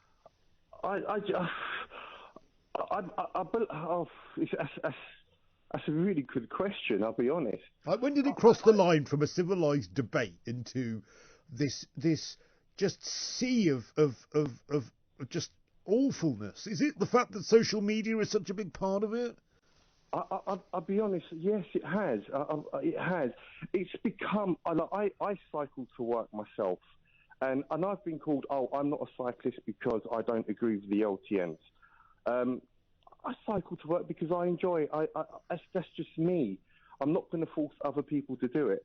But to create it's become like I don't want to use the word cult, but it's become like a gang type of mentality where I know tonight I'm speaking out. I know tomorrow, or even after, as soon as I put the phone down, I am going to have trolls all over me, to the point where it becomes like really depressing and stressful knowing that people are outside my house. You've seen my videos where I record my road daily, which is packed full of displaced cars. And I had one of the trolls actually record my road when it was quiet and state that I was lying. And these are people who actually work for Enfield Council, who are part of the LCC. Okay, well, just because we need to be careful about, obviously, we need to give everyone a fair hearing to be able to and they're not here to defend themselves. We've been to the LCC, but no, it's fine. It's just I need to make that point. But I understand, look, you won't get an argument from me about some of the tactics of intimidation that some of these people employ. And the point is, you're not going to get anyone on board with that. You're really not. I've ridden my bike many times in my life. I didn't need specific cycle lanes, and I'm not against, and I'll say this again for the cheap seats, I'm not against well-designed infrastructure. I'm not against infrastructure at busy junctions. I'm not against infrastructure that is designed in a way that doesn't infringe too much upon road space. In some places you can't get away with it, it's going to, but in many other places, and you must see this, the amount of times they'll build a cycle lane, and they'll build it deliberately by taking as much road space from cars as possible, because they tried to kill two birds with one stone by trying to penalise drivers and promote cycling, and half the time those lanes aren't used anyway. I completely agree with you. I think the thing they have missed, like I cycle to my base and where I work as a bus controller, and I now cycle in complete carnage. on the high road.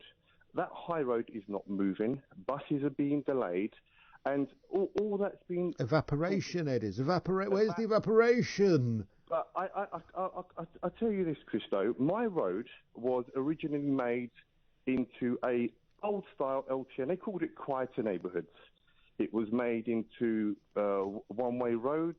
Quiet ways. Yes. Speed humps. Some roads were closed off.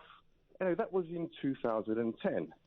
Here we are, 2021, and my road's getting hammered. Yeah, but it's never enough. It's never enough. It's never enough. I've got to go. Time is against us, but really appreciate your call. That's all right. You take care of yourself, Ediz.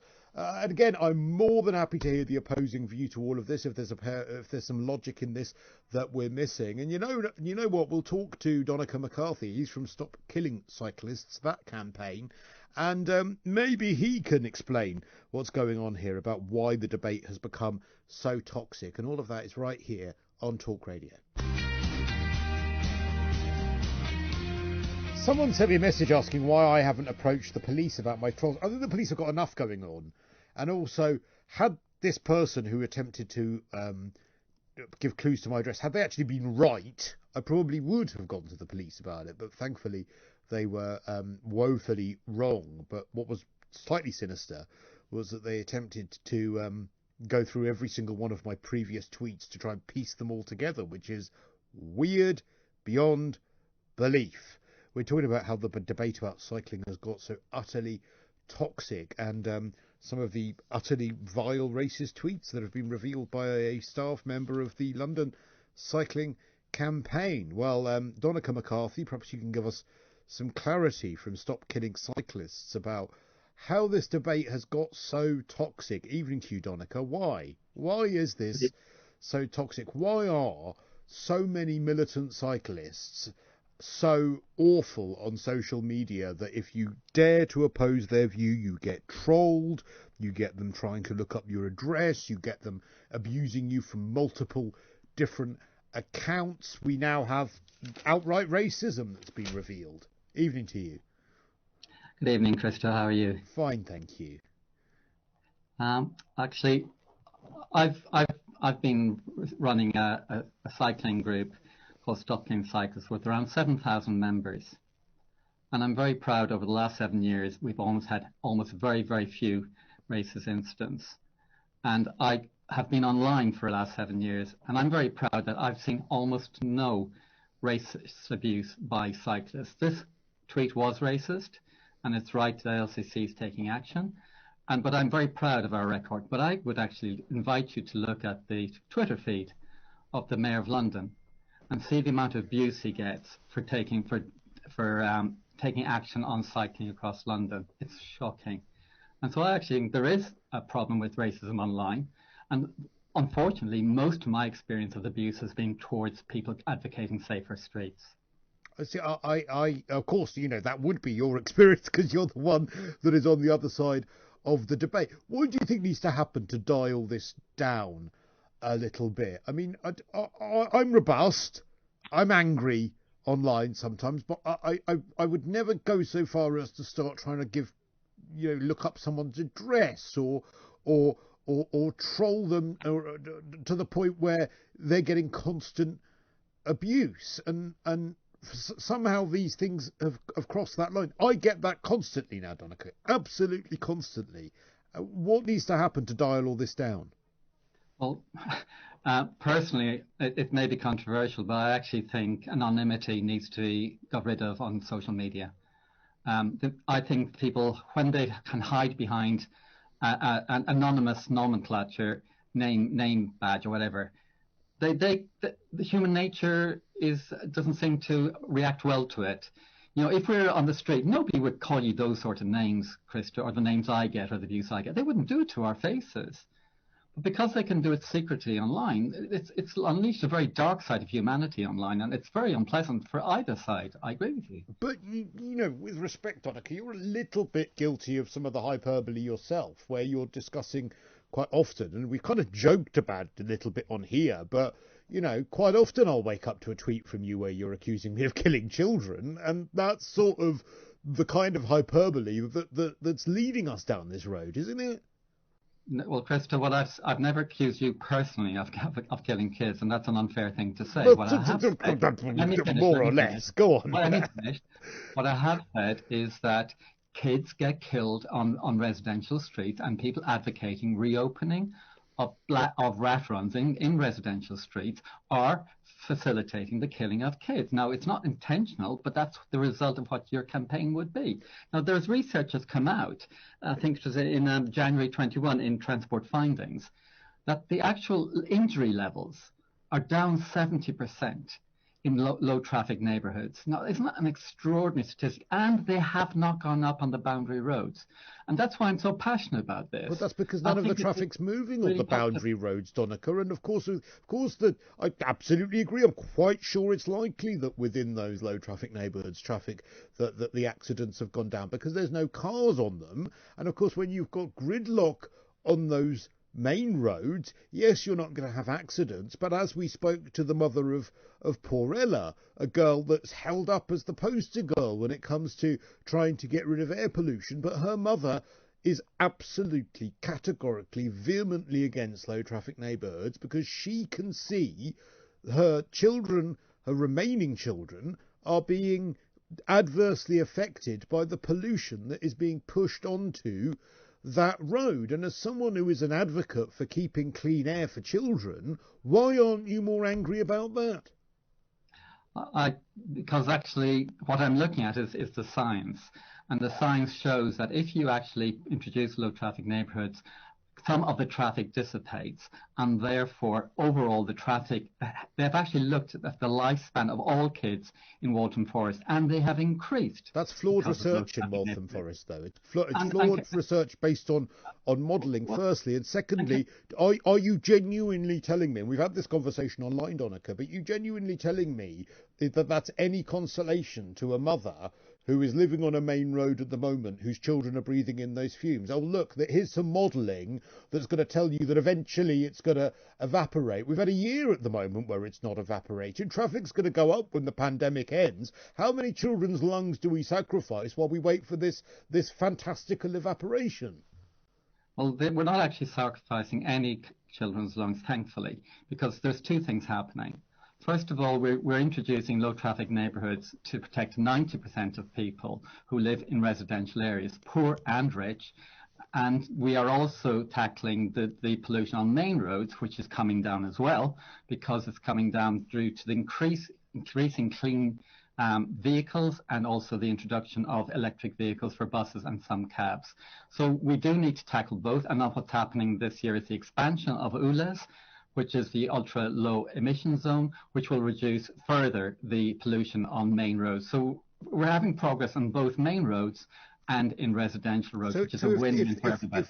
If electric cars and cleaner engines are solving the problem on main roads, then why on earth do we need to close side roads? Because those engines would be on side roads as well, firstly, and secondly, great, 90% of people are going to be happy, but what about the 10% left over? I mean, we've spoken to countless people tonight who are going outside their front doors and noticing a marked difference in the amount of pollution on the main roads that they live on. And again, those people in low traffic neighbourhoods around the corner who are now living in a utopia with no accidents and clean air, it's not going to be much consolation to those parents who are breathing in fumes on those main roads. I feel you're in a contradictory position here, because you're saying that those fumes don't exist because of cleaner engines, but you're also saying the fumes are bad enough that we need low traffic neighbourhoods. Which is it? Hang on. I said that low traffic neighbourhoods make roads safer for everybody. And I've said 70% of injuries are coming down. Is that not something that you would welcome? Well, if it's happening on those low traffic neighbourhoods, yes, but on main roads, firstly, I would assert that those injuries are coming down on main roads because the traffic is simply not moving. And secondly, I would put forward the idea that actually on those main roads, pollution is getting arguably worse. It stands to reason, because when congestion gets worse and traffic is idling, pollution goes up, and congestion on those main roads is getting worse. The congestion on those main roads is the point of the low traffic neighbourhoods, because how do you make driving more difficult? Well, by making the journeys longer. How do you make the journeys longer? By increasing the congestion. So in order for your schemes to work, Donica, that you advocate for, then you have to increase congestion and pollution on those main roads. Otherwise, they're pointless. No, because actually what happens is that increasingly people for small journeys. So, for example, I live in a low traffic neighbourhood in Peckham. It's been there for around 15, 20 years, and people who used to drive literally 500 metres to the local supermarket are now actually walking that journey, because it makes sense rather than doing 1,500 metres to go around the other way. So what we're actually saying is, look, twofold. The 70% reduction in injuries in low traffic neighbourhoods and no rise on the main roads is a huge win.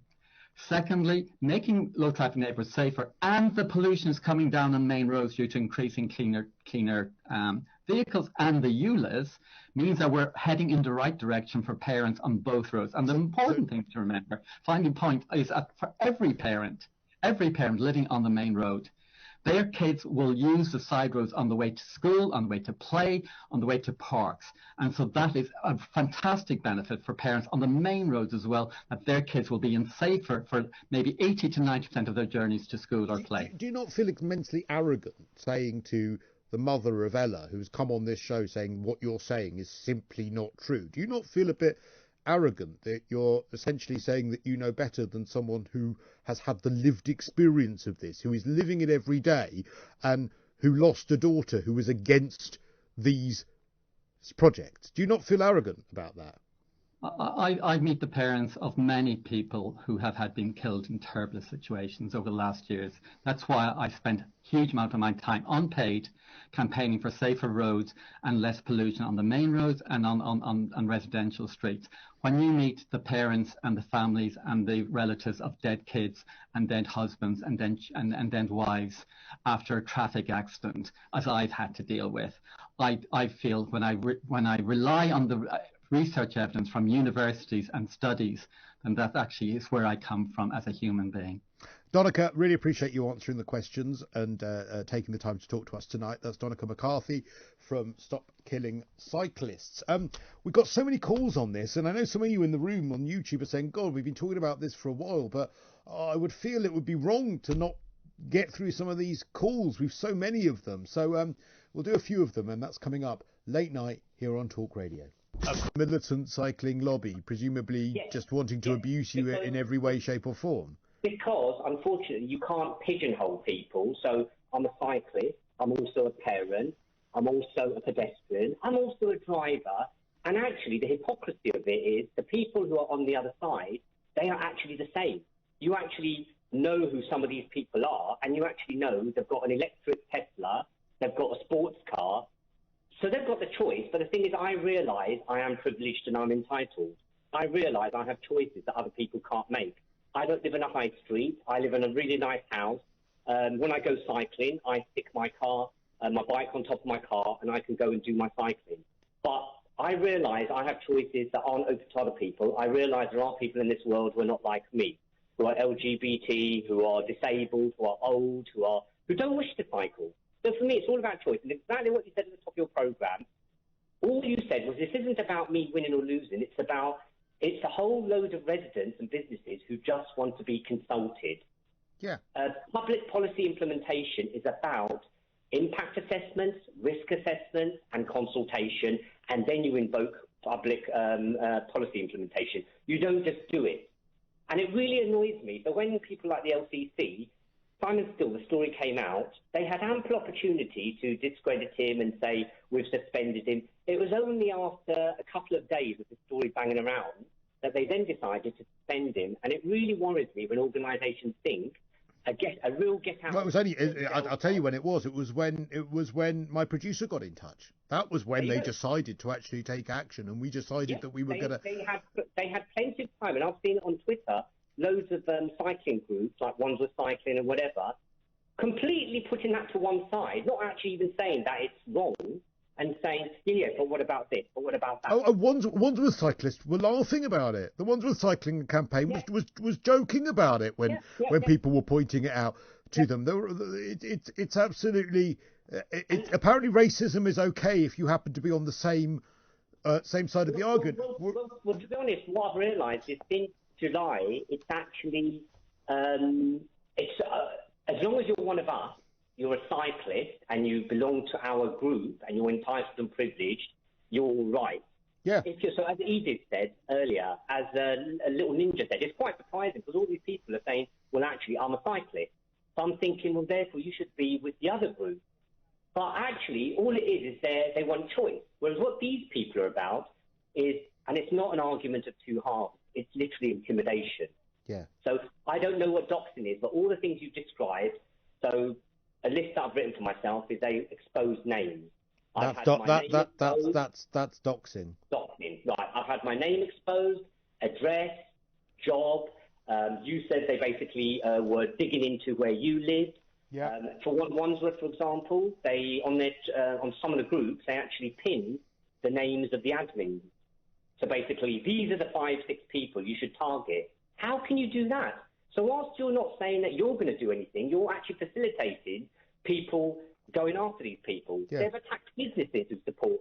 So people who just... Oh, yeah, they were putting reviews online on Trustpilot, things like that, saying that those businesses were awful to try and put them out of business. That's right. They did that to some of our admin teams. They've actually attacked businesses and they've basically gone into businesses and said, that yellow poster, I find it offensive, take it down. If you don't take it down, I'm not going to shop in your shop. And then it's the most awful, repugnant, horrific behaviour. And you know, the irony is that I don't drive everywhere. I mean, I lay it on probably a little bit thicker to make the point on Twitter, but I don't drive everywhere. You're absolutely right. It is about the choice. And it's also, I really try and moderate when I'm tweeting. And I really appreciate what you said about how I do generally keep it polite. I mean, as I said, it's pure intimidation. Like you said, you bad reviews on Google. They're fly posted, ones were posted. And the amazing thing is, for some reason, they seem to have the ear of counsellors.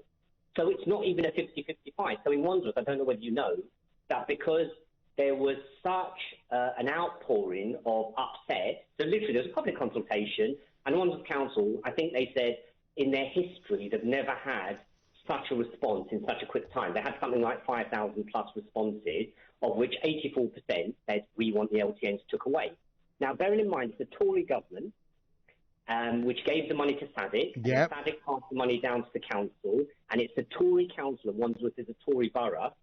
The Wandsworth council, they actually listened to the residents and businesses and said, you know what, with 84%, we need to suspend it. We're not getting rid of it, but we're suspending it. And 2 days later, they packed up all the, the barricades, the LTN, and went away. So what now Wandsworth is fighting is the A24 restrictions.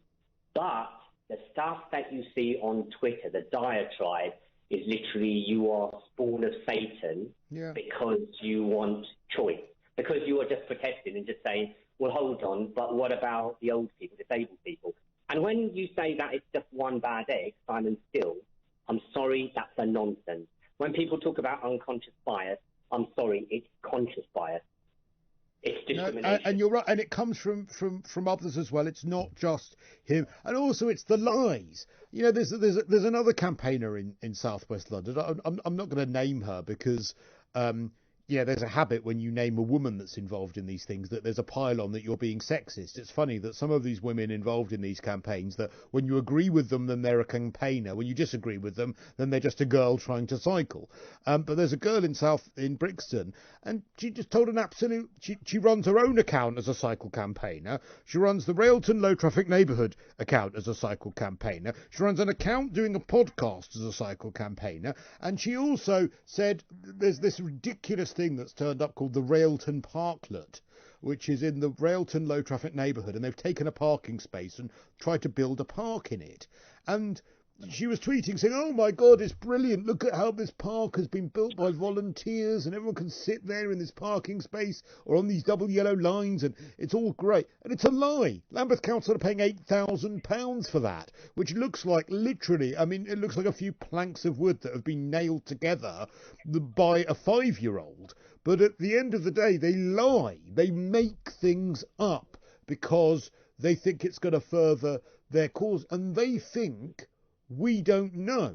And you're quite right. The other tactic is to intimidate, to bully, and to insult. And I like to think that maybe if we get a bit near to the knuckle sometimes in our arguments, but I don't get personal. I don't go and try and look at their personal details and their addresses or anything like that, because that is wrong. But that's what I mean. Who does stuff like that? So well, insane people and people like this. Yeah, I know that you're a DJ, and that's it. I don't actually give a toss where you live. I'm not going to try and look up your registration plate, and they try and do everything. And then I realised, bearing in mind I'm born and bred in this country, that it's a tactic and its purpose is only to do one thing, to silence the opposition. And what they do is they switch their target. So when I went onto Twitter, I then realised it wasn't just the admin team of the group that I belong to, it was the admin team of every single group. So I heard the same from one Sutton, one Merton, one Ealing, one Tower Hamlet, and then you realise it's a solid story. Then I realised they were even attacking businesses. I mean, in Wandsworth, they were actually, Wandsworth, they posted up pictures, and particularly in Tooting High Street, it's ethnic businesses. They were going around and basically saying, I've gone down Tooting High Street and I've counted 25 businesses where they're not wearing masks, and basically they should be liable to fine. But basically, they don't care. Yeah. And when you're talking about social cleansing and gentrification, and these guys are cyclists, they've actually said, you can see their argument, we don't care, and actually these sari shops, they need to diversify. And I'm listening as a nation and thinking, what do you want them to diversify to? Selling iPhones? Yeah. It's I get it, Ash. I get it. You're preaching to the converted. Really good to talk to you. Thank you. We'll take a quick break because we're over time again. And by the way, on the subject, just very quickly on holding a door open and that kind of thing. Also, apparently, if you expect a man to open a door for you, if you're a woman, then the woman's sexist because they're expecting the man to do it. Thank you. Though Graham, that's from Carl, and Graham says women and children first.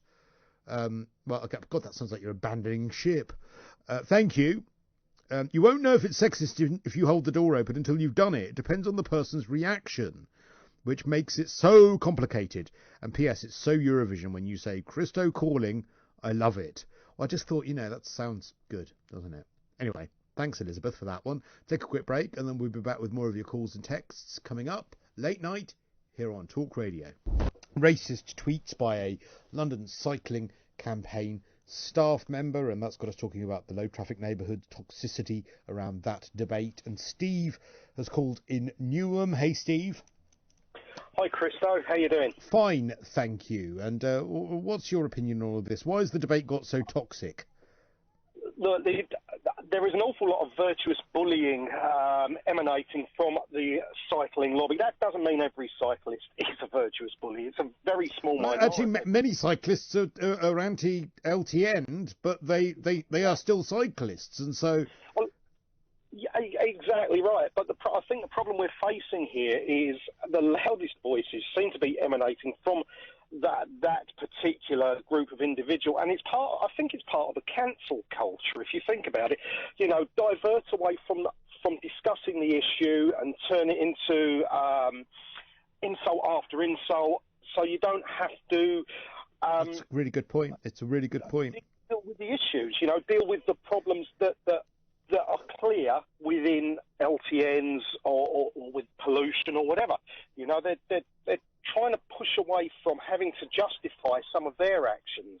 Yeah, well, the point is as well, though, that you're absolutely right, that it's so much easier to say, oh, well, you're just a black cabbie, so you hate everyone. Or the thing I get all the time is, oh, well, you're just a shock jock trying to get likes. And the reason that they do that is because firstly, they have nothing else.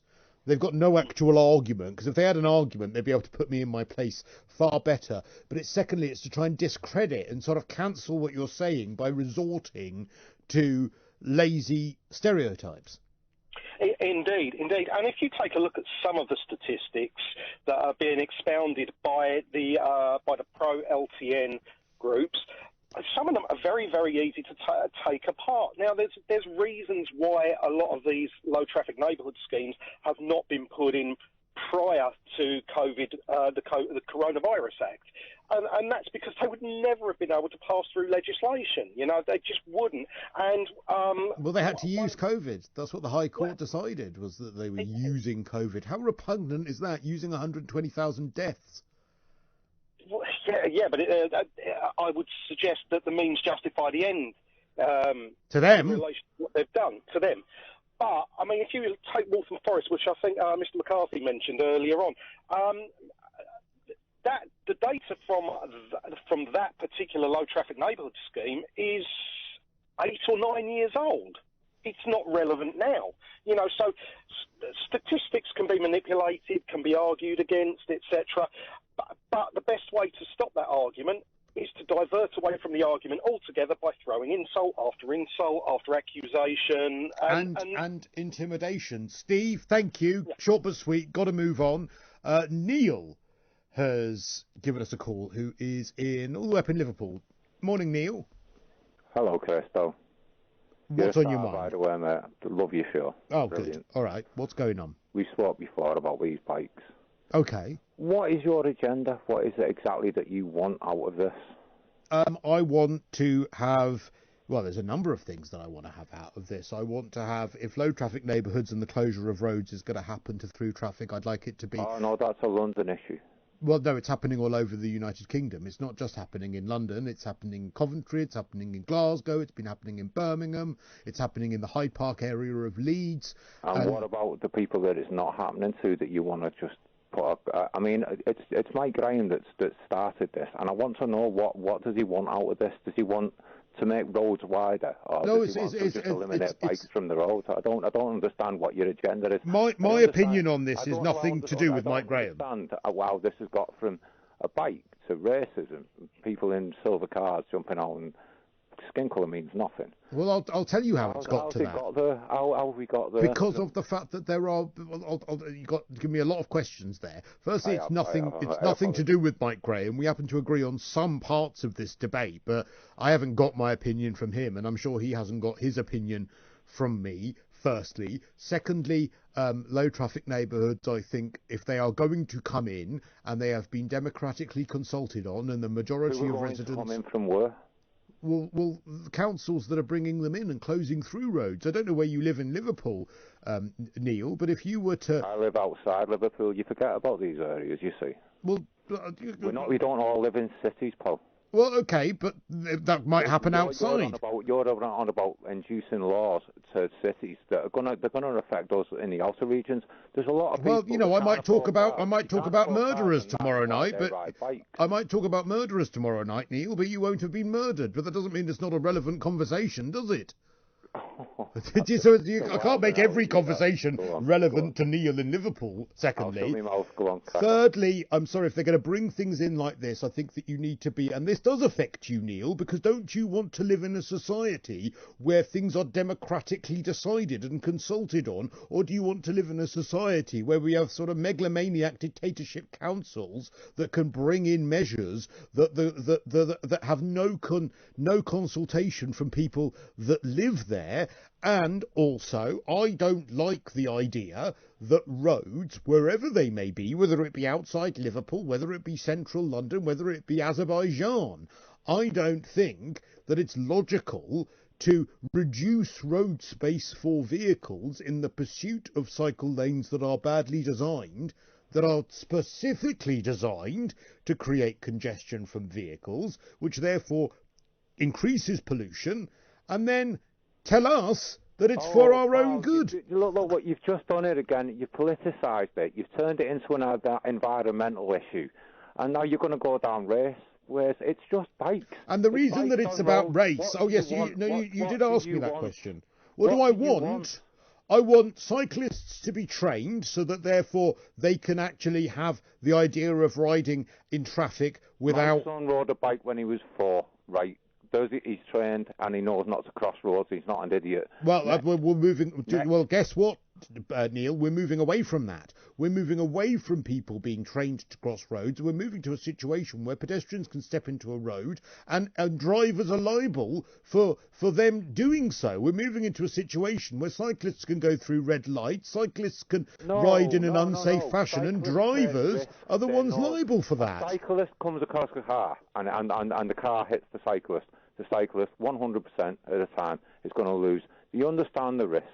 But you want to insure us, don't you? You want to get us insured, and you want cameras and everything. Come on, most of the poor people in society, they can't afford a car, and they go to back and to work on. Don't insure a cycle. Come on. Well then, I tell you what. Don't talk to me about this. Talk to your fellow cyclists who I see on a daily basis going through red lights and completely ignoring them. That's the bad apples. You've got them in cars as well. Yeah, I absolutely agree, and I wonder if is there a way of identifying those cars? You're driving down the way of taxing the poor. Is there a way of identifying those cars that go through red lights, Neil?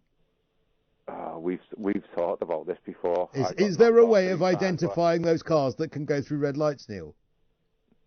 There is, but when you're on the floor with your face planted in the floor, when you've just been knocked off a bike, it's a big car, and you're a little thing. So because cyclists come off worse if there's an accident, we should just forgive them ones that break laws, then, should we? No, well, what should happen is if you want to put a camera on every cyclist's head, what's going to happen is his car. Well, I haven't said that I've advocated for that. It's going to go astronomical because cyclists will just be able to claim constantly. I haven't advocated for that. I haven't advocated for cameras on every single cyclist's head. Well, that's the way it's going to go. But what I would like to see is cyclists obeying road laws, and I would like to see if more of them did that, perhaps the drivers wouldn't be so resentful towards them, feeling that they are being penalised as drivers for laws that they are quite rightly expected. Leave it as it is, Christoph. Trust me, this is a. Well, it's not working as it is. It's a hellhole. This. It's not working as it is because the debate has become horribly toxic. Drivers are resentful. In London, it's not up in the north. This isn't an issue up in the north. And do you have many cycle lanes where you are? We've got one or two, yeah, but it's not a big thing. If you're not an idiot, you don't get knocked over. Oh, perfect. Well, we agree on that. We absolutely agree on that. Unfortunately, what we're doing in London and in major cities is we're legislating for the idiots. I'll admit to you, Christo, I wouldn't ride a cycle around London. I think you'd be a maniac. Well, I'm sorry, you can ride a cycle around London if you've got some sort of competence and you're not an idiot. But unfortunately, what we're doing is we're allowing cyclists to break laws. Some of those cyclists are ending up coming a cropper as a result of it. And rather than saying we need to train those cyclists, we're then trying to build infrastructure for them instead. How are you going to enforce this, Christo? These boys enforce what? And they're flying, and they're only seeing ages out of them. How are you going to enforce this? Enforce what?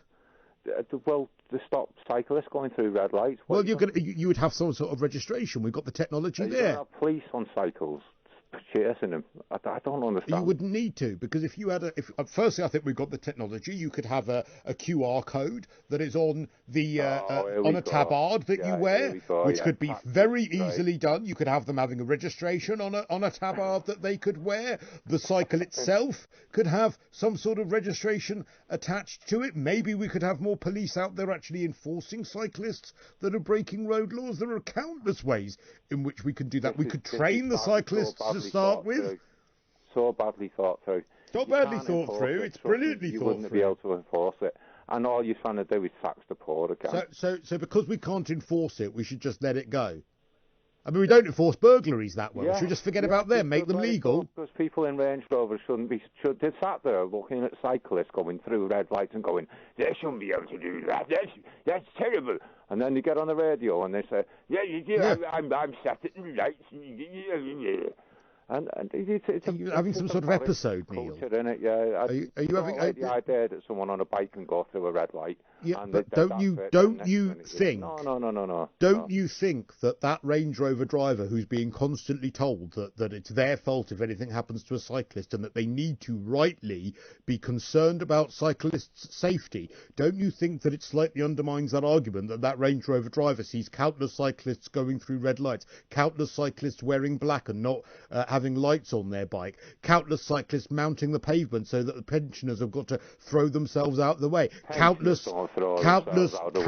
cyclists. Now you're just taking the countless cyclists passing on the inside of HGVs and then wondering why they're ending up underneath them. No, that's stupid. Yeah, go on. You can't chuck all these arguments into one thing. You can absolutely do, because all of that undermines the safety argument around cycling. It all undermines drivers being told that they're the reason cyclists are getting hurt. If you want cyclists to be saved and you want cycle safety taken seriously by drivers, don't tell drivers, tell cyclists. No, but you've got this agenda that you think cyclists... It's not an agenda. Stop. You think we've got this agenda. Right, I'm saying we. I'm a car driver as well. But there's this agenda that we've got car drivers and bike drivers. I've ridden for 25 years at least. Mm. I've nearly been knocked off. I've gone over car doors. I've gone through I've nearly been killed a few times. And I do have this. Yeah, I hate people that are in cars. I can see when they're going to go wrong, and cars don't understand. They get fed up when they cut a corner. They forget that you've got back wheels. So the buses, they take a corner and they just forget that they've got back wheels. To be honest, as well, if you were to tell... You get this divide, and you do get this anger between cyclists and car drivers, and the slightest incident can really blow up. But just leave it alone. Well, I'm telling you now, if you were to tell me, by the way, that what you've just described, that we should have some harsher penalties for drivers as well as a result of that, and further training for drivers. Your car insurance will go through the roof, pal. You'll end up paying 3 times what you're paying now, because every cyclist will be out for 3 times a year. No. I'm saying harsher penalties, as in from a legal point of view. Yeah, illegally, you're going to end up with, as a car insurance. It's not car insurance I'm worrying about, it's the lives of cyclists. And if you just rung me with examples of how dangerous it is when it comes... I'm telling you, we take the risk. We understand the risk. If you decide to introduce insurance... then fine. If you know the risk, let's get rid of safety belts. Let's get rid of registration plates. We all know the risk. No, and you listen to the next people that have listened to what I've said, and they're going to back me right up. Do you think so? There, mate. All right. Listen, nice to talk to you, Neil. Take care of yourself. And I do you, Neil, and I appreciate your call. That's Neil in Merseyside, where they don't have many cycle lanes, so I can tell why he's not as annoyed. 0344 499 1000. And Lee said the best part of the show tonight, maybe of the whole year, was my asking Neil whether he was having some sort of episode, which it did sound like. 0344 499 1000 is the number to call. It's late night here on Talk Radio, and guess what? Paul Ross is in the building. He's out of the basement. He's up the stairs, and he's going to be coming in a second to tell us what's on his final show of the week, and that is next here on Talk Radio. We got time for a caller? Probably not. I don't think we do. I'll do some messages because I've been a bit terrible with Twitter tonight because we've had so many. Every time I refresh it. Let's have a look. We might hear the result of TfL's appeal, says Better Streets for Tower Hamlets, joining that conversation. Thank you very much indeed for that one. Neil, who you were just talking to, says Babs the drummer should really learn some manners. I hate it when callers bombard the presenter with questions and then fail to be quiet and listen to the answer. Thanks, Babs. You got my back. What a mint debate tonight with Christo, racism, cycling, low traffic neighbourhoods. A lot of truths told tonight. Thank you very much indeed for that one. Another one here. Why do cyclists so vigorously oppose being identifiable? Motorbikes, vans, cars, trains, buses can all be identified. They can be tracked down if they commit a robbery, a hit and run, break driving rules. Why should cyclists be any different if they want their own roads? Could not agree more, especially if we're trying to get more to actually cycle. Few others as well here. It's about time everyone knew their role on the subject of cycling. There's way more important issues today than this petty agenda.